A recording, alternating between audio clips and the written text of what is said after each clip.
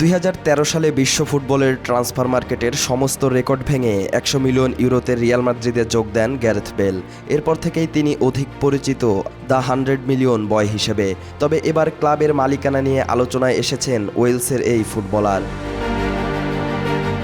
একসময় English premier league খেলেছে Cardiff city, তবে 2018-19 মৌসুমে প্রিমিয়ার লিগ থেকে অবনমিত হয়ে চ্যাম্পিয়নশিপ খেলে কার্ডিফ। সেখান থেকেও অবনমিত হয়ে এখন ইংল্যান্ডের তৃতীয় স্তরে খেলছে দলটি।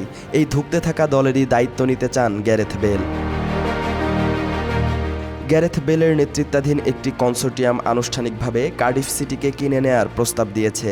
বেল মনে করেন কার্ডিফ সিটিকে প্রিমিয়ার লিগে নিয়ে আসার জন্য তিনিই যোগ্য ব্যক্তি। তবে গ্যারেথ বেলের প্রস্তাব নাকচ করে দিয়েছেন কার্ডিফ সিটির মালিক ভিনসেন্ট তান। 2010 সালে দায়িত্ব নেয়ার পর ভিনসেন্ট এখনও পর্যন্ত প্রায় 200 মিলিয়নের বেশি পাউন্ড বিনিয়োগ করেছেন কার্ডিফ সিটিতে।